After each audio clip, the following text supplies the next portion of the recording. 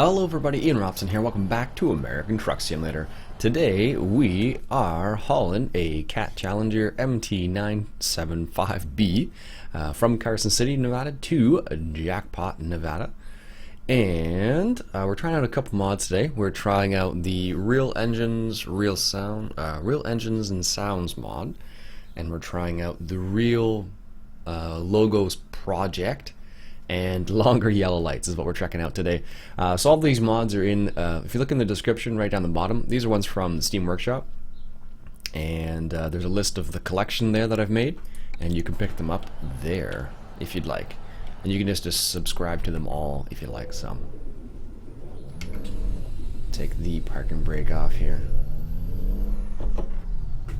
So, funny story. So I've actually already recorded like a similar episode as this, but apparently my hard drive was full, so it didn't record. And that's annoying when that happens, because it doesn't seem like anything's going wrong until you look. Well, until I looked back at it and I was like, oh well, let's just check this out, see how the recording went, and it didn't record, and it's like, ugh, facepalm Picard. Anyhow, these things happen sometimes.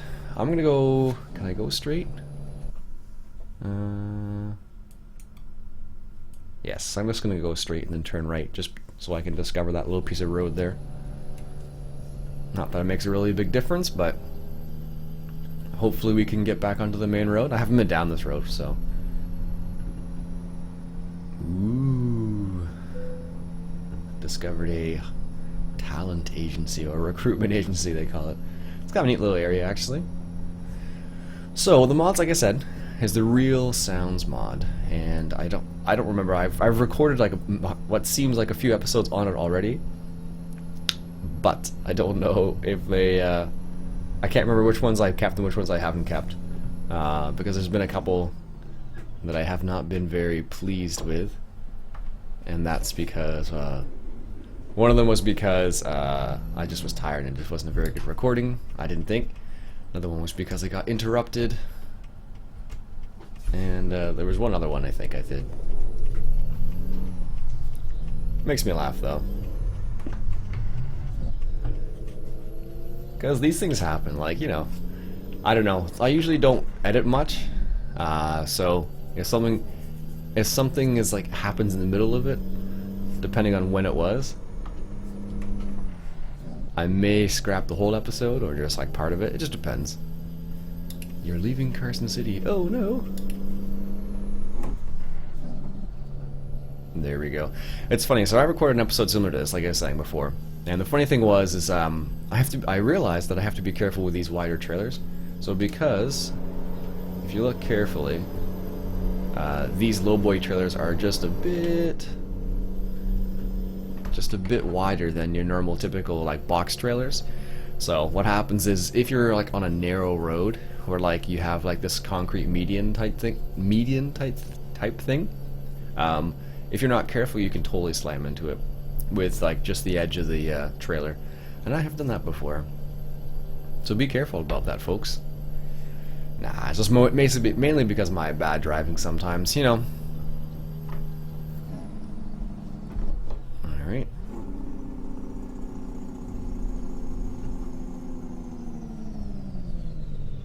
Let's see if we can't. There's no stop sign or yield sign or anything there. That's weird. I'm not sure why they don't make like an actual off-ramp. But like in the sense that you just merge as opposed to like stopping together, all together. I don't know. But so far I'm really digging the Steam Workshop. I don't know about you guys, but I'm really digging it. It makes finding mods like silly easy. Like these mods, like one of the mods, the Longer Yellow Light mod, all I did was I looked in the Steam Workshop. I'm like, oh, that's what I want to try, and just like click subscribe, activate, boom, done. And it was like, that's pretty easy.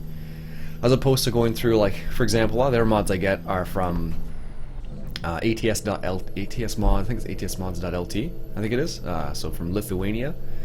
And what often happens there is you have to go through like uploader.net or some other site like that excuse me, another site like that, and it can be a pain sometimes. Cause you're gonna go like, oh, there's a new window pop up and a new window pop up. So having the mods to the Steam Workshop is bonus, in my eyes at least. I'm not sure how the modders feel about it, because for them it may actually be like not good for them, because perhaps they make some money off the mod websites. I have no idea. Alright, let's drop her down into 8th gear.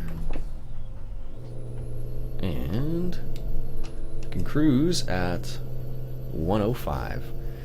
Right now I have the max speed capped out at 105 just because, for my own safety, basically, and because that's the way that's how fast trucks are capped out at the United States.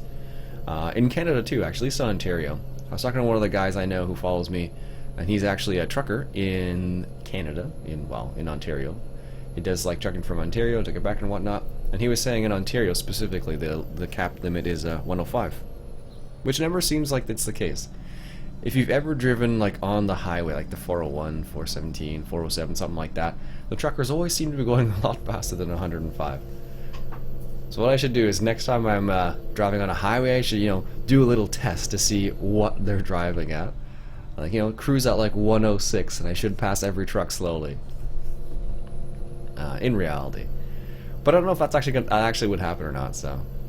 Anyway, so this Real Sounds, Real Engines mod, it's really neat. What it does is it adds like a few different engines and a few different sounds. Now, I really like the sound of this engine.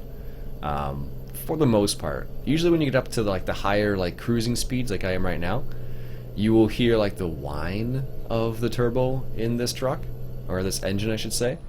And that can be a little annoying at times because it really whines after a while. But it's kind of like close to being annoying, but not too bad. But the engine itself like sounds really nice. The engine brakes sound nice. They even changed the horn, so like how you used to have the piddly horn? There you go. So you got a nice horn now with this pack as well, with this sounds mod. So what he did with the engines is he added, I think it was, basically he doesn't add like a whole crazy amount of engines. I think he just he adds a few different ones, and basically he just adds like, I think this is the biggest engine is the one I have right now, which is a 600 horsepower. Oh, what is it? I forget what the name of it is now. I think it's a Cat one. It doesn't say, but 600 horsepower and 2,050 foot-pounds of torque on this guy, or 2,779 nanometers, I think, is what it's supposed to be, of torque. And basically what he does is he just talks about how for trucks there's like, I think he said like 3 or 4 standard torque measurements for trucks usually. And it's like 2050, like 2050, and there's like a couple other ones, 1850 or something like that. So I just thought it was kind of interesting that he mentions that sort of stuff. And he said he did a lot of research in the information, so I don't know if that's true or not. But I don't know. I like the mod. I like the mod a lot. It adds a few little changes. It's like one of those mods that like encompasses a whole bunch of things, which is really nice as well. There we go. Still got lots of fuel, so we're good to go. Excellent. Yeah, and I think that mod is really nice. It doesn't add a lot of engines. I would have liked there to have been like maybe 1 or 2 more engines, like somewhere in this 700 or 800 horsepower, just so the hills are never a problem. But I understand why he didn't. He was going for realistic sounds and whatnot. Oh, fine, don't switch gears. He was going for like realistic sounds and realistic engines and whatnot, so I totally understand why he didn't go for it.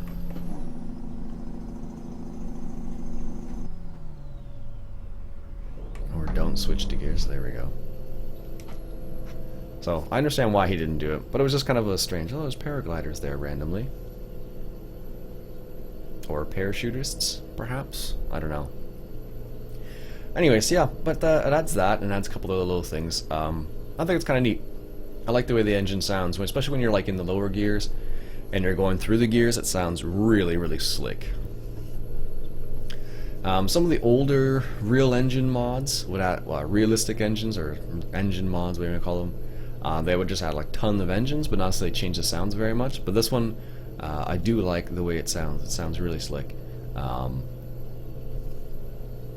I haven't tried any of the other trucks actually, so I've only been driving this Peterbilt because there's only what 3 trucks in the base game really, so I haven't really yeah, I guess there really is only 3 trucks, so I haven't really messed around with it a whole lot.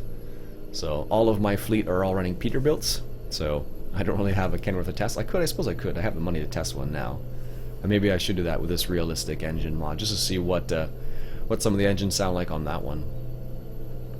I think the one that the truck that gets added that has the most number of engines, I think, or options, I think, is the W900. Go figure. But maybe in real life this is the they only have one, the highest engine they would put in this Peterbilt would be a 600 horsepower engine. I don't know. Maybe it would be. But listen to the way the engine sounds though. It sounds so nice. And here's the engine brake, which sounds really nice as well. I'm actually pretty surprised that I was able to keep that straight. We're turning right up here. Good thing I got back in the truck. That'd have been a little embarrassing if it's like, let me just drive straight through this intersection here. Well, if I needed fuel, I guess I could have done that.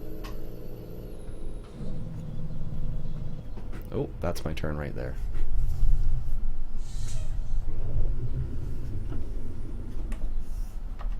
Guess I should be paying attention.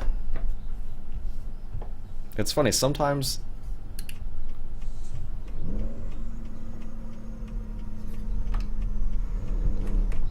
it seems like the turns come super fast, other times it seems like they take forever, so it's kind of strange how it works out sometimes. It always throws me off. So this little concrete median right there is what I'm talking about. Well, a trailer like this that sticks out just a tinsy-wincy bit, you got to be careful, especially when they go from not being there to being there. I've hit a couple of those by accident doing that.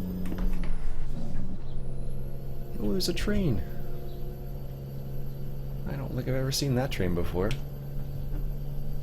And there actually is a mod on the Steam Workshop right now that's changing the train sounds, and I was like, should I get that one? Should I not get that one? But the funny thing is, it's a situation where, how often are you by the trains? That's what I kind of thought about. I'm like, are you really ever just right beside the train where you want to hear the engine, engine of the train? I don't know. I suppose so. I'm trying to carefully grab my coffee, which is why I'm swerving right now. Alright, sipping coffee time. Coffee. So good. Whoa, whoa, whoa, whoa, whoa, whoa. In the words of Leo Shane, take it easy, fish, take it easy. Oh man, fishing season has started for me. I went out fishing last weekend actually, and was trying for catfish, which is open. Catfish, panfish, and trout is technically open in this zone that I'm in Ontario. So I tried for catfish, didn't catch anything. I did see some bass go after my worm because I was using what you might, if you're from the United States, you might call it a night crawler, but I would call it a worm.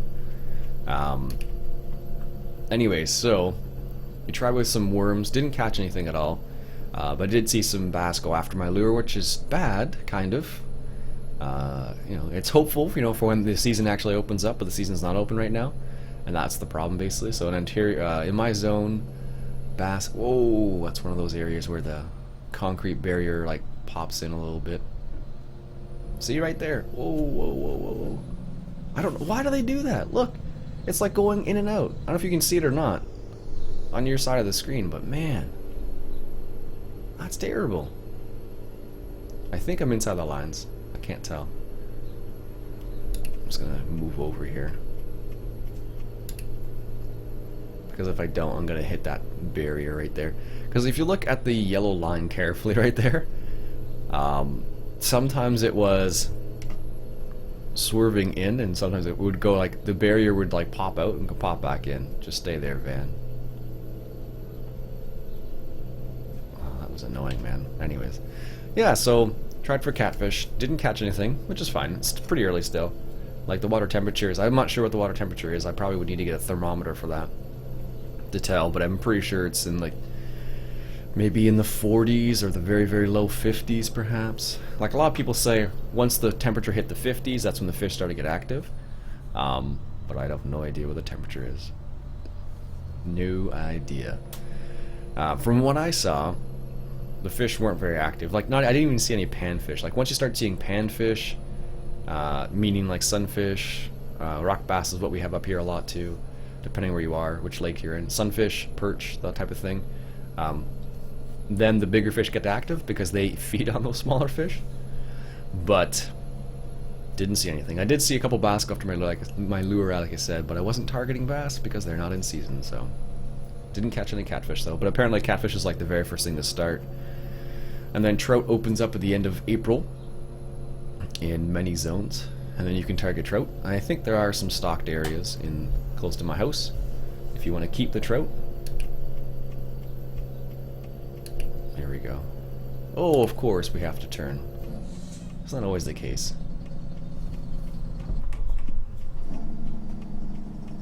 Now the funny thing is, I can what they call float gears going up, but not down, for whatever reason. I've always been bad at that.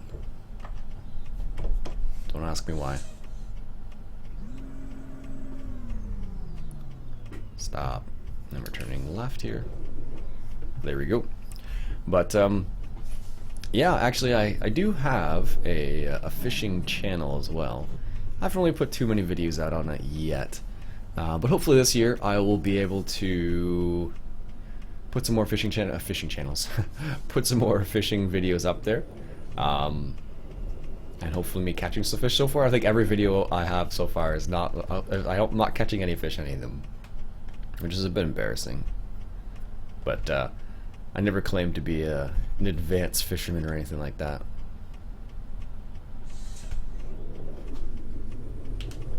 Alright.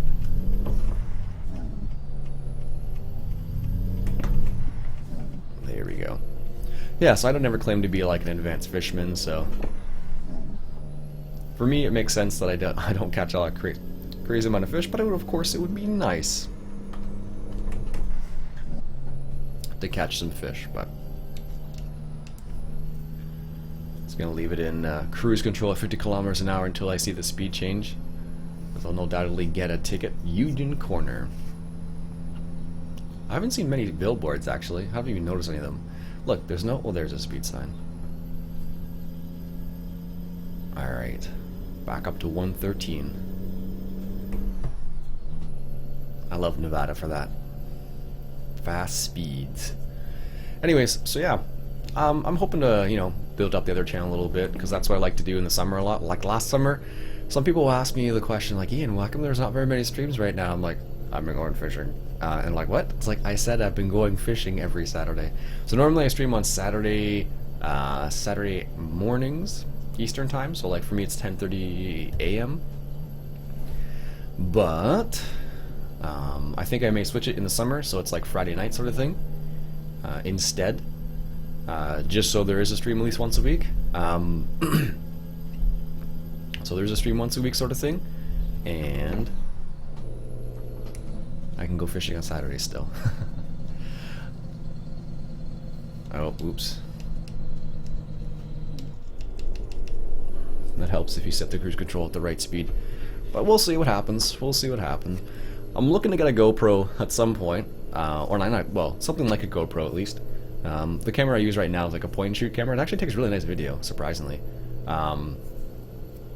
Like, and by surprisingly, I means like I didn't expect it to be that good, surprisingly. So, one of those situations. But oh, it's 64 here? Oh, I didn't even see that. Better slow down a little bit. They may not appreciate me coming in like a bat out of hell here. No, no, just like that.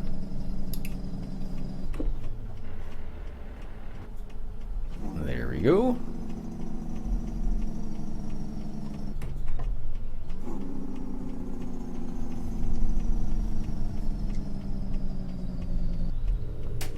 I fear the day when there's a car actually there, when I make the turn like that.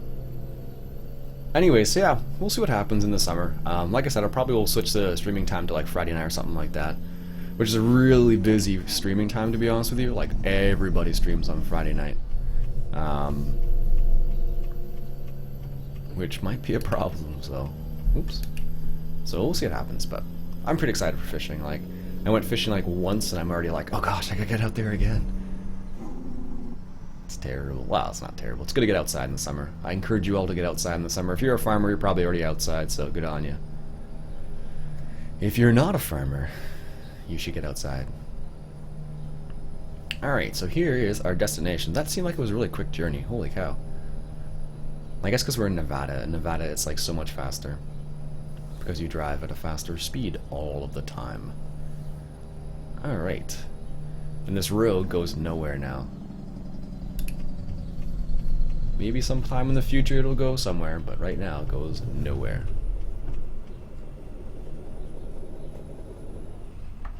Alright. Let's take this nice and slow. Hey, there's that guy fixing the cedar once again. Take that off. Don't need the engine brake on here. Watch out, buddy. Hopefully that's close enough for them. It should be fine.